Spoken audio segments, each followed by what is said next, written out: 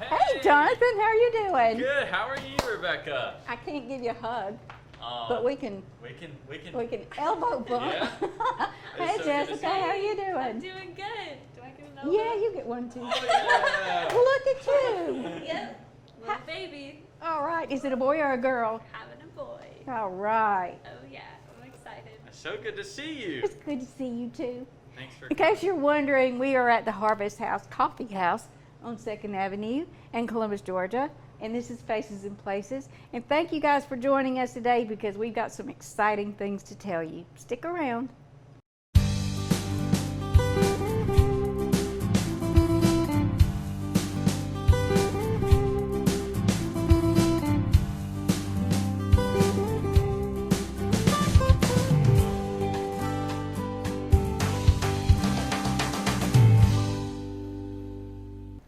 So, Jonathan and Jessica Cronin, it's so nice to be with y'all. I was telling Jessica just a minute ago, y'all do such a great job with your social media. That's how I found out you just got so much going on. And this is my first time coming here to the coffee shop. So, tell me a little bit about this coffee shop. Yeah, so we just opened this coffee shop February the 6th Okay. of this year. And so it's been a phenomenal adventure, and it's been quite a ride, but a lot of fun. Well, tell everybody where it is. So Harvest Coffee is off 2nd Avenue, right across the street from Valley Rescue Mission in Columbus, Georgia. The address is 2910 2nd Avenue. So yeah, we're right off this. Is a really busy street, and it's just been a blessing. The Lord has put us in this area, and there's just been a lot of growth in the coffee shop. Of course, with the pandemic that just took place, it kind of put things on a little, we had to shut down for a few weeks, but we just opened back up a couple weeks ago, and it's been phenomenal. Well, this is just so exciting, and I know that there is a purpose for this coffee shop. So can you share that with us? Yeah, the major thing for this Harvest Coffee is we believe that through this coffee shop, we can see an entire area transformed.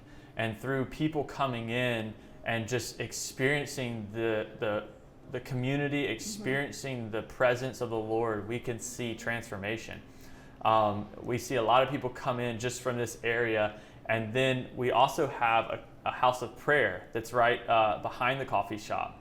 And so it's really cool to see, people come in that don't even really understand Christian anything. Right. But they come in and they experience a presence that's just peace, an atmosphere that's full of peace, and they experience it and they love it. So that is wonderful.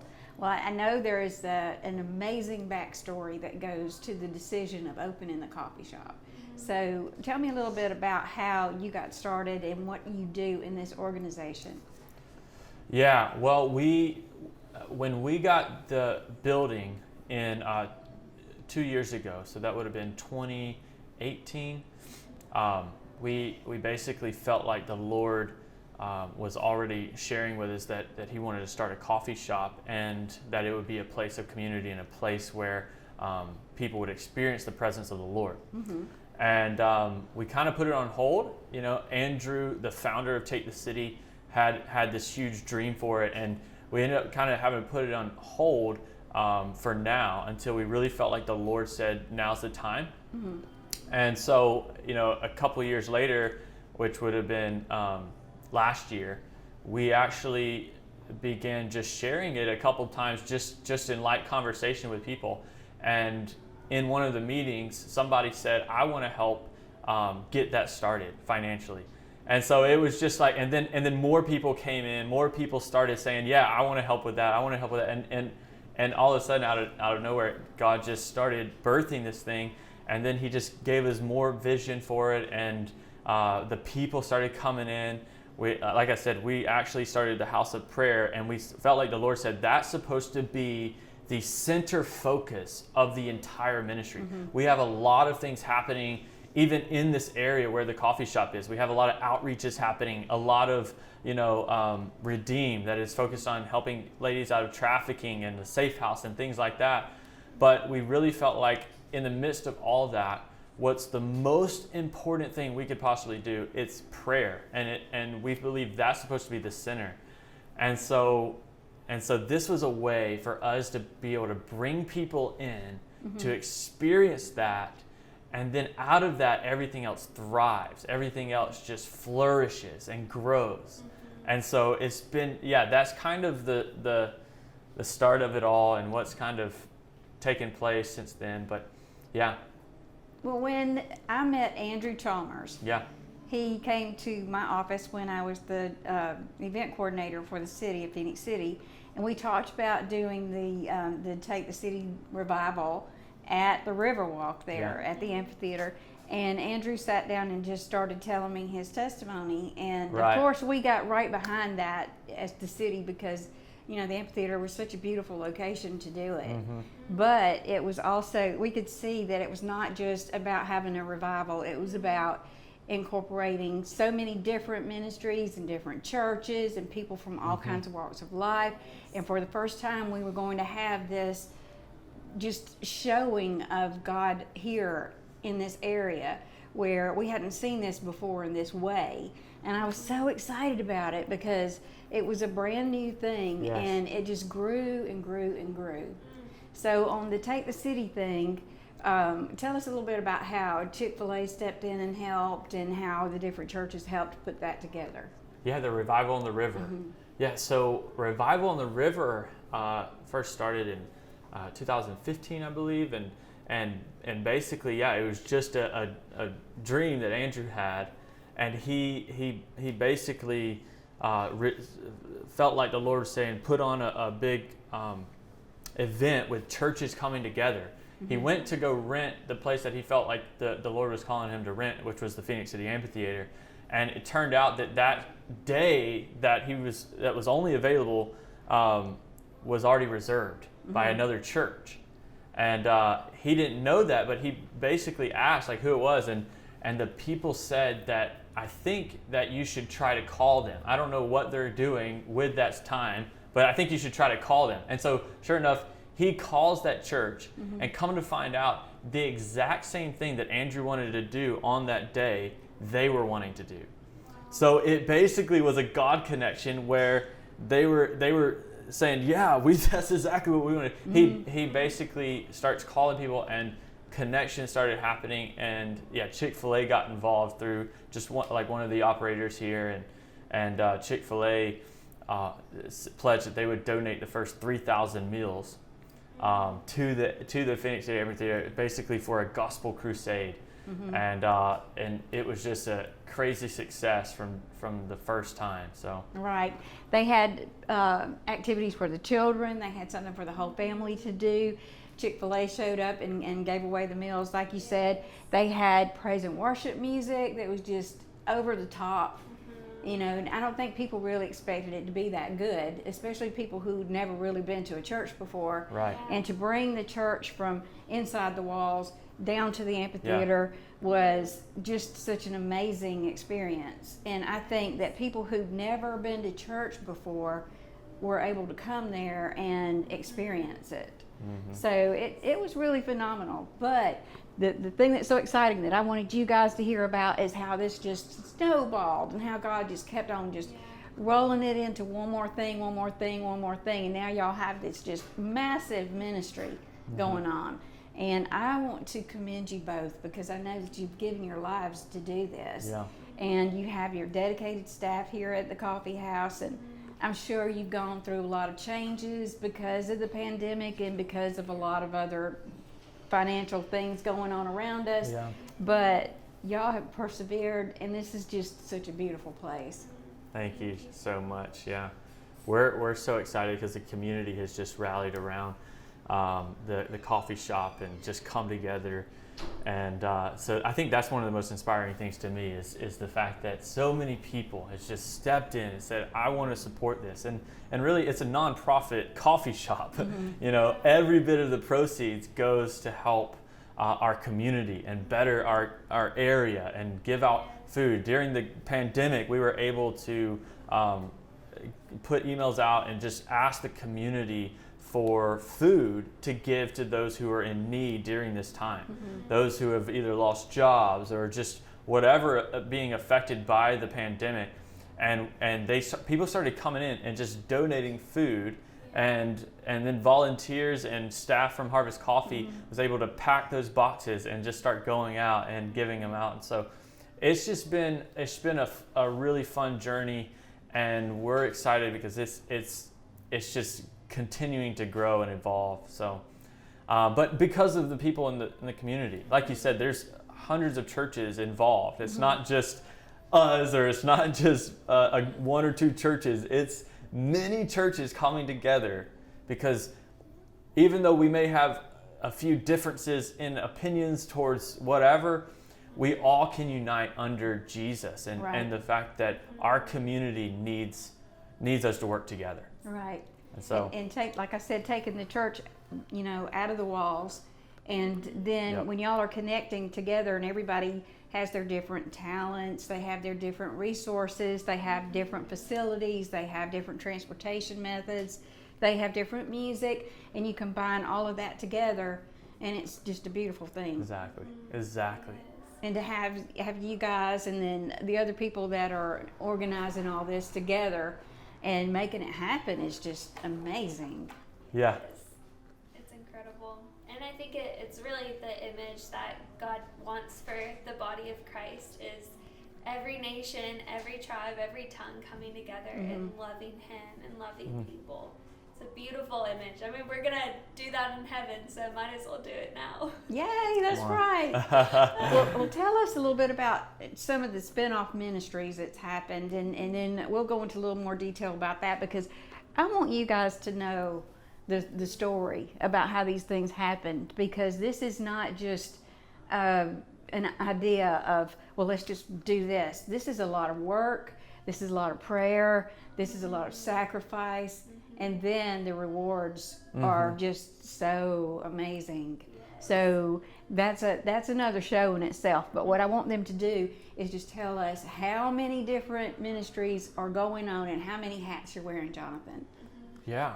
It's a lot happening within Take the City, and like you said, it's all been very precise and strategic things that we feel specifically from the Lord, and a lot of things that we don't do because other people in the community do it so well. We basically, behind Take the City is just an idea that we want to come alongside the church today in this area. We want to help unify them and mobilize them in whatever way they need. And so, the thing that we carry most is the culture of outreach and reaching people who are hurting, who are desperate, who are lost and don't know Jesus.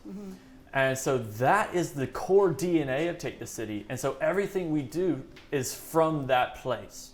So we have one initiative called Redeem that Jessica leads. And she basically sends people into the streets to help ladies who's been in trafficking. So we help unify the church and mobilize the church, and with the specific issue in Redeem of trafficking.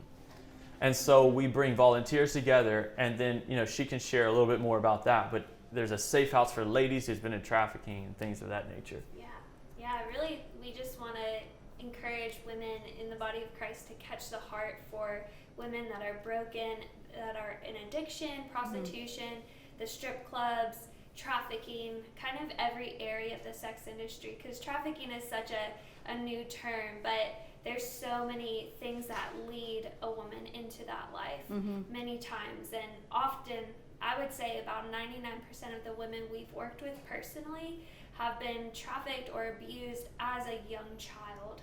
So they have been exploited, they were vulnerable at a young age, and they just grew up. And so we want to reach them. So we've gone into the strip clubs for the past 3 years, and now we're starting to see women come out. We actually have recently had an opportunity through COVID-19 to give the women at the clubs food and things they need. We were able to help one woman specifically that was moving into an apartment for the very first time. She was living in a hotel. She's getting custody of her son back. Wow. And a volunteer team was able to fully furnish her apartment. And this opportunity wouldn't have come if we weren't going into these clubs and loving on them and sharing the love of Jesus with them. And we've seen like women break down in the clubs just crying and wanting prayer. And, you know, they said, no one's ever come into the clubs. Like Right. one woman worked there for 5 years. She said, no Christians have ever come in here and loved on us. And so to be able to plant those seeds, because time is so short, you know, and, you know, we've even had ladies from the club that were murdered.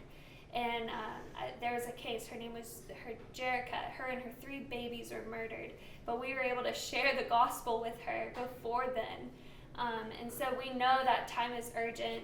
And so we're seeing God do miraculous things. And so Redeem, the heart is just to reach every person That's right. in the sex industry, whether they're women and also the men. Because if we don't help the men too, then we're not tackling the whole issue. Yeah. So we really want to see Jesus touch the hearts of men, the ones that are pimping women out, the ones that are buying the sex. We want them to know that Jesus can redeem their life as well. That's right. And that's an amazing thing that y'all are doing, and I can see in some instances where you may be putting yourselves in danger Yeah. to go out and do this, because, you know, sometimes people don't want you to walk in their territory That's right. because they've got power over these women, and it can be pretty dangerous. So I just want to ask you guys to be praying for them, to help them with their ministry and keep them safe. Come on. Yes. Thank And, you. you know, one of the things you're saying is the hats I wear. One of the things I do is manage the coffee shop that we're in now. And one of the main thing that we believe, and one of the main scriptures, is actually on the wall right behind me. And as soon as you walk in the shop, you see it on your right. It's pray the Lord of the harvest to send forth laborers into the harvest field, because the harvest is ripe. And one of the things that I want to say, and it just revolves around the entire ministry, is the reality that right now there are so many people, just like Jessica is describing. There's so many opportunities to change people's lives, to see people transformed and helped, people who are dying, people who are hurt in such an extravagant way, and Jesus wants to touch them right where they are. It's just about seeing people step into it and experience the joy of helping others. Right. And then come in and just go after this thing. And so we have an amazing group of volunteers that are spread out all over the area that are coming and helping all the time. And so we're just blessed to be able to do this type of work. Well, when you started out the Harvest House Coffee House, how did you decide what you wanted to serve? Like in terms of the food and drinks? Yes, food and drinks. I think that's always been kind of an easy one for us. I heard you have killer milkshakes too. Oh yeah, in the beginning. Now that's big. She's had 4 today. No, I'm just kidding. Well, she and the baby have. Yeah, we shared. She's No. eating for 2, so that's okay. Yep, it's okay. She can get away with it. So we started out with just a love for coffee, and then we thought about ice cream too. We said, man, it'd be so awesome to have some ice cream and coffee. Because who doesn't love ice cream? Yeah. And there's actually, right now, locally, there's no coffee shops with ice cream as well. And so that was one of the things with a signature called the affogato. And basically, that's espresso poured over a scoop of ice cream. And it's so my goodness. good. I might have to have one of those before I leave. Oh, yeah. We need to get you one. So we actually reached out to a company in Atlanta that is also mission-based. They started a coffee shop, and they're also a roastery, but they source their beans from places that are mission-based and are basically really good, you know, in terms of ministry. And so we actually partnered with them, and we get our beans from them, our coffee beans from them. So it's really cool. We're mission-based, and all our profit goes to missions. And then the people we source from, all their profit goes to missions. So it's really cool to have like a double mission-based source of coffee. But then our creamery, the people we get our ice cream from, is a local creamery out of where is it at? Newborn, Georgia. It's called Rock House Creamery, and they're a small family based business, and there's just a few hundred cows that we get it from, and they are remarkable. The chocolate milk that they created actually won the Flavor of Georgia in 2018, and so we got the ice cream, and it's just incredible. So it's called cream line ice cream. So it's not like, your average, You just can't run out to the grocery store and buy no, that ice cream. this is cream line stuff. And so you can also take every flavor and make it a milkshake. So we have 8 different flavors, and all of them can be made into a milkshake. And I think I like the milkshake even more than just the ice cream by itself. Yeah. One of the things that's really popular right now is the mint chocolate chip milkshake. Oh, that's what I heard about. Oh, it is good. Oh yeah, I can't get over it. Yeah. But our smoothies are good too. We have smoothies.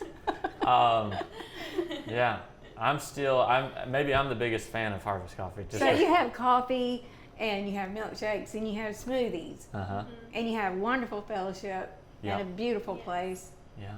Yes. Yeah, it's wonderful. So do you have food here? Well, we have pastries. We have different types of pastries according to the week, but generally our staples for pastries are muffins, cookies, brownies, and maybe some apple fritters and stuff like that. But then sometimes where do they come from? Those will come from like a wholesale bakery. Okay. But there's savory options as well. When we do have those should be here most of the time. But the savory options would be like a spinach and ricotta pastry or a Gouda pastry and different things like that. So oh wow, it's really exciting. So it's definitely worth the drive to come down here. It's a lot of fun. Yes. It's relaxing. People love to come, on Saturdays, on the weekends. But then we have people coming on their way to work, and so if you work at TSIS, we're on your drive to work for most of you. If you work at the Synovus or whatever. So, it's super exciting what God's doing here. So we talked about different ways that the community can help and during the pandemic, and one of those things was to support local businesses. And this Harvest House Coffee is a brand new business, and it's not only a business, it's a ministry. And it sounds like they have a lot of yummy, yummy things. And as soon as we go off set, I'm going to try that milkshake. I'm going off my diet and try the milkshake. Yes. But it'll be worth it because I have to tell people, firsthand how good it was. Maybe we need to cut back and see how you like it. I'll tell you what, you can give me a little bitty cup of it, and then it won't be so bad. Yeah. Okay. No, not right now. Oh. Even though I can hardly wait. Not right now. Okay. No. So I want to recap just for a second. So this all started with Take the City. Sorry. And then God just snowballed everything into a lot of different ministries. And this is one of the newest ministries. And then there's a lot of other things going on around town too. Yep. So we need to get Jonathan and Jessica back on our show again on Faces and Places and talk more about that, because I know you guys want to know more about that. Yes. And I want to encourage you to stop by the coffee house and enjoy some coffee or some ice cream or some pastries or some good fellowship. So I want to thank you guys for taking time out to be with us today on Faces and Places. Thank you for having us, and like I said, it's an honor to be on your show, Rebecca, and this is just a wonderful thing. We appreciate all y'all do in the community and highlighting the things that are really important, and so we appreciate y'all, and we're excited to be here. Well, that's why Mr. Green created CTV Beam, because he wanted to highlight the things that are going on in the community that is a positive thing, and you guys are definitely bringing something to the community that is worth talking about. Yeah, and it's so easy to get into seeing the bad and being intrigued by the bad or the negative or whatever, but I believe that the more we emphasize and the more we engage with the positive, the more our lives are going to make a difference, and the more our community is going to change. Yes, that's right. Thank you so much. And it helps us to remember that all things are not bad when we turn the TV on. We're not just going to hear bad news. Yes. Yeah. On our show, we like to highlight wonderful things that are going on. So again, I want to thank you guys for having us here today at the Harvest House Coffee House. And I want to thank you guys for joining us today on Faces and Places, where you never know whose face you'll see or which place we'll be. Until next time, now let's get the milkshake. All right, let's do it.